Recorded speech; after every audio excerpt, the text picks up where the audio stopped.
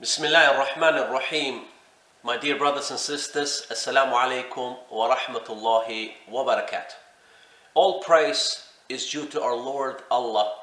Peace and blessings be upon our Prophet, upon his family, his companions, and all those who follow his path till the last day. I ask Allah subhanahu wa ta'ala to bless all of you and your family members and to protect all of you from any harm.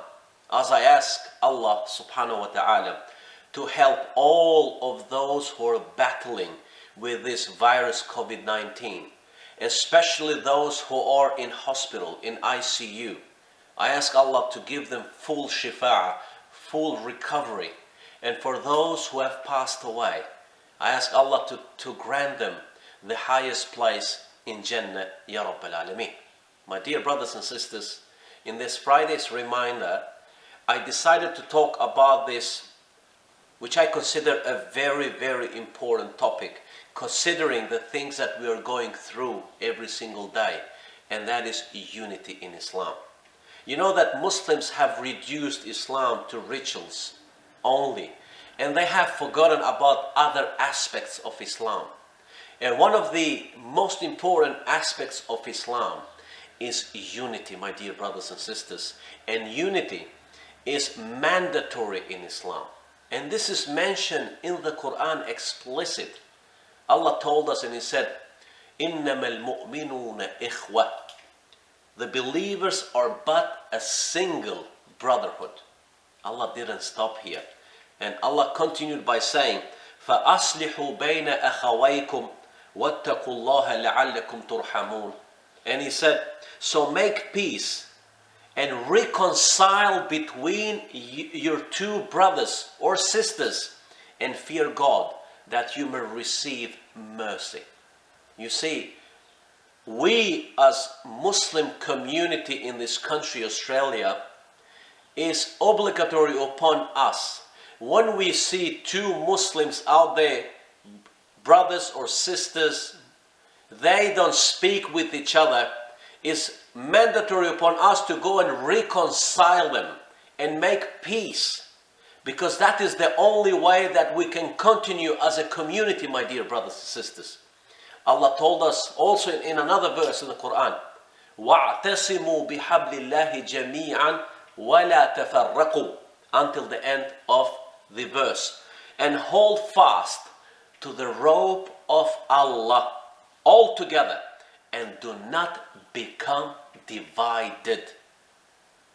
And we have many hadiths of our Prophet, peace and blessings be upon him. One of them, which is mentioned in Al-Bukhari and Muslim, our Prophet, peace and blessings be upon him, said, in their love, kindness, and compassion for each other, the believers are like a human body. When one part of it is hurt, the rest sympathizes with it in wakefulness and fever. We should feel like that, my dear brothers and sisters. We have to remain united. Doesn't matter what we are going through. Doesn't matter what we think. Even if we think differently, and by the way, Allah has created us to think differently, we should always remain united. And how we can do that? Because of what we are dealing nowadays, and social media, people have more time. You know, it is important to learn tolerance towards other points of view. We have to teach ourselves and keep this in our mind all the time, that doesn't matter what other people think. We have to show that tolerance. And subhanAllah, sometimes when we deal with our co-workers or colleagues, or even when we are at work with some non-Muslims and other people, you know, we show that tolerance towards those people. But only when it comes to Muslims, when we debate, when we have some kind of disagreements, we show no tolerance whatsoever. This should have been a priority for us to keep that, that unity. We cannot compromise unity. Doesn't matter if we have different opinions, my dear brothers and sisters. So showing that tolerance towards one another's opinion, it is a key thing to keep Muslims united. Number two, it is important to learn how to criticize without hurting someone. As I mentioned to you in my previous talks, be careful, be careful, be careful when it comes to how you use your tongue and how you use your fingers when you're in front of your keyboard, in front of social media. Sometimes we don't know how to criticize without hurting other people. All we do is insult them. All we do is we put them down. And that is rejected by our religion, Islam.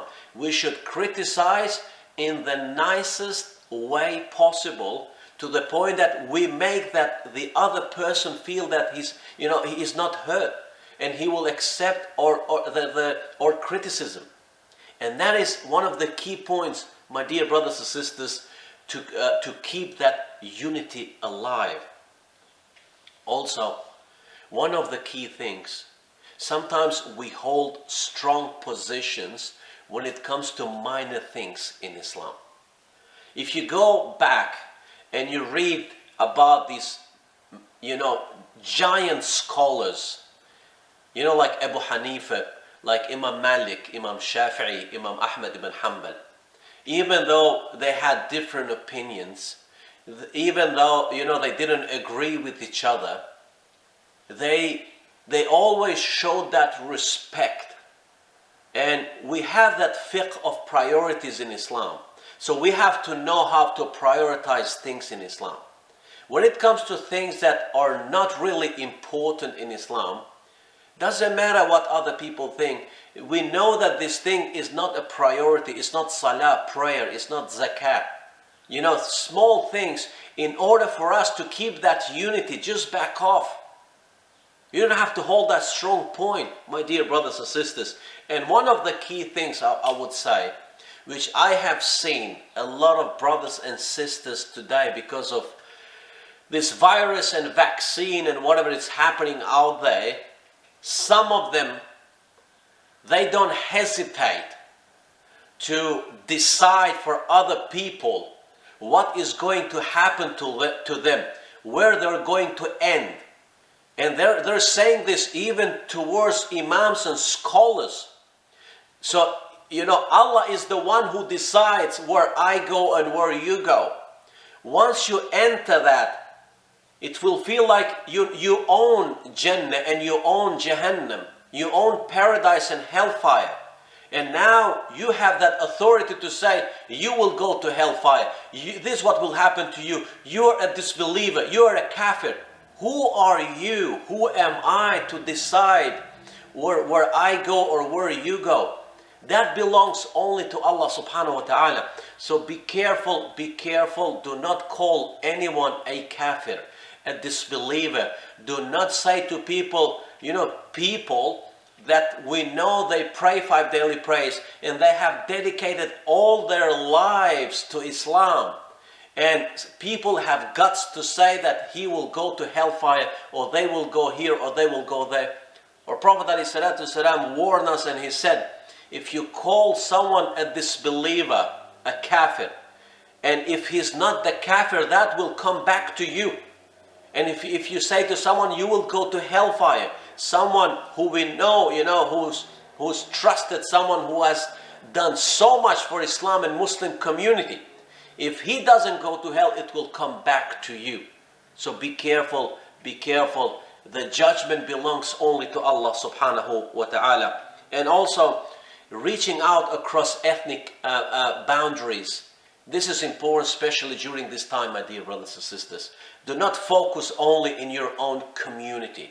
Whether you're a Pakistani or you're Albanian or Turkish, now is the time to help one another, as Muslims and as a Muslim community, to remain united.